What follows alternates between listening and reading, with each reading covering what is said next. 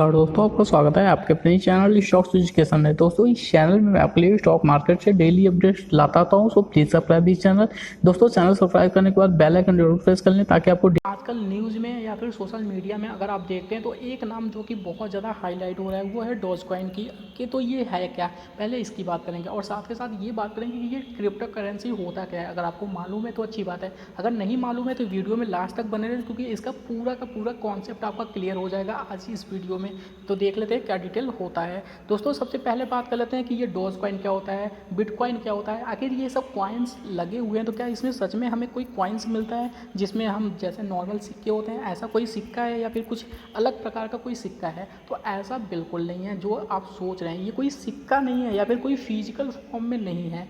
तो देख लेते हैं क्या डिटेल बनता है। उससे पहले हम मनी को समझ लेते हैं, आखिर ये मनी क्या है। आप कहेंगे कि नोट है, करेंसी है, हम जिससे सामान खरीदते हैं, हाँ वो बात ठीक है, बट इसका जो मेन आधार है वो क्या है, इसका मेन मीन। अगर हम आज से कई सालों पहले की बात करें तो पहले लोग क्या यूज़ करते थे, पहले लोग अनाज के बदले अनाज लेते थे या फिर कोई वस्तु के बदले वस्तु लेते थे जिसे बोलते थे वस्तु विनिमय। उसमें क्या होता था कि जैसे अगर आपको गेहूँ चाहिए तो आपको उसको बदले में कुछ देना पड़ेगा, बदले में जैसे कि आप चावल दे सकते हैं, चीनी दे सकते हैं। तो पहले ऐसे होता था। उसके बाद धीरे धीरे क्या हुआ कि धीरे धीरे करेंसीज आना स्टार्ट हो गई, यानी कि सोने की करेंसी आई, चांदी की करेंसी आई, ऐसी बहुत सी करेंसियाँ आई जो कि वस्तु विनिमय को और ज़्यादा आसान बना ली। क्योंकि पहले क्या होता था कि मान लीजिए कि चावल की कीमत बहुत महंगी चली है या फिर चावल की किसी साल चावल की खेती बहुत कम हुई है, तो जाहिर सी बात है जब खेती कम हुई तो सप्लाई कम हो गई और डिमांड काफ़ी ज़्यादा है। तो चावल की अगर खेती कम हुई तो इसका मतलब है कि सप्लाई कम हो गई है और सप्लाई जैसे ही रुकती है तो प्राइस तो बढ़ जाता है। लेकिन अगर गेहूँ के बदले चावल फिक्स है तो गेहूँ की खेती उस साल बहुत ज़्यादा हुई है, तो इसका मतलब है कि आपको उसी पे सेक्रीफाई करके आपको अगर लेना है गेहूँ तो आपको चावल तो देना ही पड़ेगा, चाहे उसकी प्राइस कुछ भी हो। इसीलिए वो कहीं ना कहीं प्रॉब्लम क्रिएट करता था और ऐसे पर्सन को ढूंढना होता था कि जो आपको चावल लेकर गेहूँ दे सके। बहुत बार लोग चावल लेने के बदले चीनी लेना चाहते थे तो उनके लिए कहीं प्रॉब्लम क्रिएट करने के पड़ते थे। इसीलिए उसकी जगह पे जो कॉइन्स आना स्टार्ट हुए, यानी कि जो मनी आना स्टार्ट हुआ। तो मनी में पहले आता था सोने की, चांदी की या फिर तांबे की, ऐसे बहुत सी कॉइन्स आए। तो लेकिन धीरे धीरे धीरे धीरे फिर उसके बाद जब गवर्नमेंट्स आना स्टार्ट हुई, यानी कि ये तो राजा महाराजाओं के ज़माने के जो सोने में और चांदी के सिक्के चलते थे, लेकिन उसके बाद जब गवर्नमेंट आना स्टार्ट हुआ तो गवर्नमेंट ने एक नई करेंसी लाई जिसके थ्रू हम कुछ भी सामान ले सकते थे और जो हर जगह एक्सेप्टेबल होता था। यानी कि लीजिए इंडियन करेंसी रूपी है तो रूपी को आप पूरी इंडिया में कहीं भी लेके जाइए, अगर कुछ भी लेना चाहते हैं तो उसके बदले में आपको मिल जाएगा।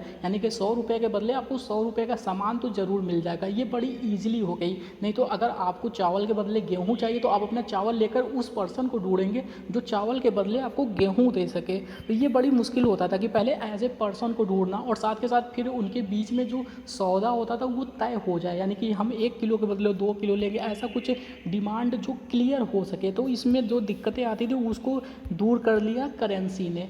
तो ये नॉर्मल इस हिसाब से करेंसी का जनरेशन हुआ। तो करेंसी जब जनरेट हो गया, धीरे धीरे करेंसी फैल गया, फिर गवर्नमेंट्स आई, गवर्नमेंट्स ने अपनी करेंसी अप्लाई किया, तो ये करेंसी इस हिसाब से आई। तो उसके बाद क्या हुआ, उसके बाद अब धीरे धीरे जो टेक्नोलॉजी चेंज हो रही है, धीरे धीरे हम इतना ज़्यादा टेक्नोलॉजी में घुसते जा रहे हैं। तो टेक्नोलॉजी के बेस पे जो आया वो है क्रिप्टो करेंसी, यानी डिजिटल करेंसी अब आ गया जिसका फिजिकल कोई फॉर्म नहीं रहेगा, सब कुछ उसमें डिजिटल रहेगा। आपको डिजिटली आपको मिलेगा, डिजिटली आप किसी को ट्रांसफ़र कर सकते हैं।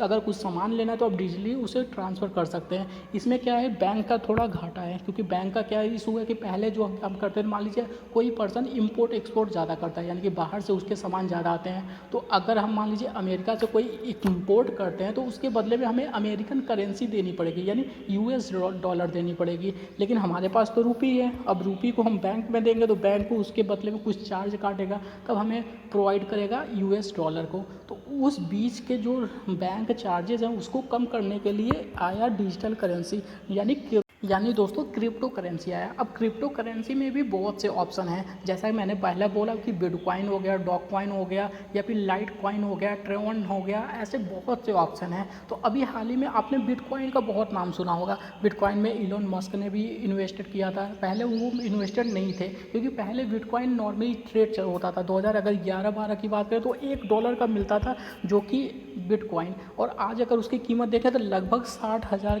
यूएस डॉलर के बराबर पहुंच चुका है। इसका मतलब उसकी जो तेज़ी बढ़ती जा रही है, इसीलिए बड़े बड़े लोग भी अब इन्वेस्ट करना स्टार्ट कर दिए। और जैसे ही कोई बड़ा इन्वेस्टर आता है तो आपको पता है कि सप्लाई धीरे धीरे ख़त्म होने लगती है, और सप्लाई अगर ख़त्म होगी तो प्राइस ऑलरेडी अपने आप ही बहुत ऊपर जाने लगता है। सेम काम हो रहा है इस टाइम डॉग कॉइन की। तो डॉग कॉइन की अगर बात कर लेते हैं कि ये क्या है और इसका, तो 2013 में जब ये क्रिप्टो करेंसी बहुत तेज़ी के साथ आगे बढ़ रहा था, बहुत से क्रिप्टो करेंसी उस टाइम इंट्रोड्यूस हो चुके थे, तो दो इंजीनियर्स ने एक अपना करेंसी बनाया, यानी कि उन्होंने एक डिजिटल करेंसी बनाया जिसका नाम उन्होंने दे दिया डॉज कॉइन।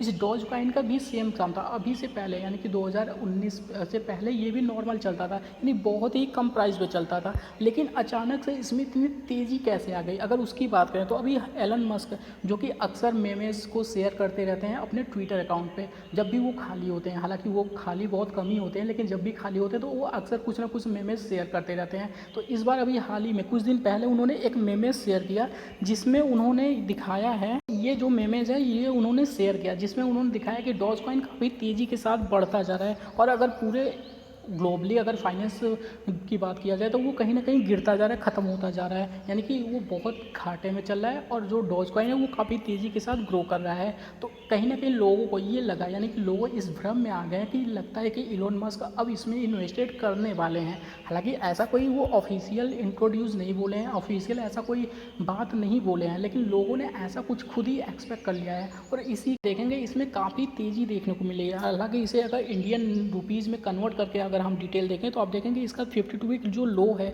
वो 15 पैसे का हुआ करता था, और आज इसकी कीमत है 27.81 का। यानी कि कहीं ना कहीं इसमें जो तेज़ी आपको देखने को मिलेगी वो काफ़ी कमाल का था। अगर लास्ट ट्रेडिंग सेशन की इसकी बात करें तो आप देखेंगे 20.178 का हुआ करता था, जो कि इसने अपना हाई बनाया 27.808 का। तो आप खुद ही सोच सकते हैं कितनी तेज़ी देखने को मिल रहा है इसमें। तो देख लेते हैं और डिटेल क्या कहता है दोस्तों। अगर और क्या हमें क्रिप्टो करेंसी में इन्वेस्ट करना चाहिए उसकी बात कर लेते हैं। तो आपने देखा $1 वाला जो कि बिटकॉइन हुआ करता था वो आज $60,000 में पहुंच गया। अगर वहीं बात करें डॉज कॉइन की, तो जो 15 पैसे का हुआ करता था वो आज 27 रुपये का पहुंच चुका है। तो इसका मतलब कहीं ना कहीं ग्रोथ तो बहुत ज़्यादा है। तो क्या हमें ग्रोथ देकर इन्वेस्ट करना चाहिए? तो मेरे ख्याल से दोस्तों अगर इसमें आप इन्वेस्ट करते हैं तो वो सेम टू सेम आपको वैसा लगेगा, इट्स जस्ट सेम लाइक पैनी शेयर। यानी कि अगर आप पैनी शेयर में इन्वेस्ट करते हैं तो आपको पता होता है कि इसका फ्यूचर भगवान भरोसे है, यानी कि भागा तो बहुत ऊपर गया, अगर नहीं गया तो बहुत ज़्यादा नीचे चला गया। Same to same crypto currency का भी फ्यूचर ऐसा ही देखने को आपको मिल जाएगा। क्योंकि दोस्तों अभी कुछ भी कहा नहीं जा सकता, एक नया टेक्नोलॉजी जो इंट्रोड्यूस हुआ है उसका क्या फ्यूचर हो सकता है आप खुद ही सोच सकते हैं। कि कुछ कंट्रियाँ इसे बैन कर रही हैं, कुछ कंट्रियाँ बैन जो की हुई थी वो हटा रही हैं। तो आप खुद ही सोच सकते हैं कि फ्यूचर क्या होने वाला है। बट ऐसा अभी रिस्क लेना है तो आप ले सकते हैं, कुछ पैसे इसमें इन्वेस्ट कर सकते हैं, जैसे कि 1000, 2000, 5000 जितना आप पैनी शेयर में लगाते हैं उतने पैसे आप इन्वेस्ट कर सकते हैं। लेकिन मेरे को नहीं लगता उससे ज़्यादा आपको पैसे लगाने चाहिए, क्योंकि दोस्तों कल को अगर ये पूरी तरीके से बैन हो गया तो आपके पूरे पैसे डूब जाने हैं। या फिर इनका अगर ग्रोथ की बात करें तो ये बहुत जल्दी ऊपर जाते हैं तो बहुत जल्दी नीचे भी आ जाते हैं, ऐसी इनकी फ्यूचर है। तो आप सोच सकते हैं कि इतना ज़्यादा रिस्की है ये लाइन। तो अगर आपको इन्वेस्ट करना है तो कुछ पैसे आप लगाकर स्टार्टिंग में टेस्ट कर सकते हैं, जब से कुछ एक अच्छी तरीके से फॉर्मूला ना हो जाए, कब से कोई स्टेबलाइज ना हो जाए, तब तक बहुत ज़्यादा पैसे लगाने की ज़रूरत नहीं है इसमें। बाकी आप खुद ही समझदार हैं, आपको कितना पैसा लगाना है आप खुद ही डिसाइड कर सकते हैं। और आपके पास कौन सा कॉइन है, कौन सा क्रिप्टो करेंसी है, आप कमेंट बॉक्स में ज़रूर बताएं। तो चलिए दोस्तों आज के लिए इतना ही। वीडियो को लाइक करें, शेयर करें, सब्सक्राइब करें। Thank you for watching this video.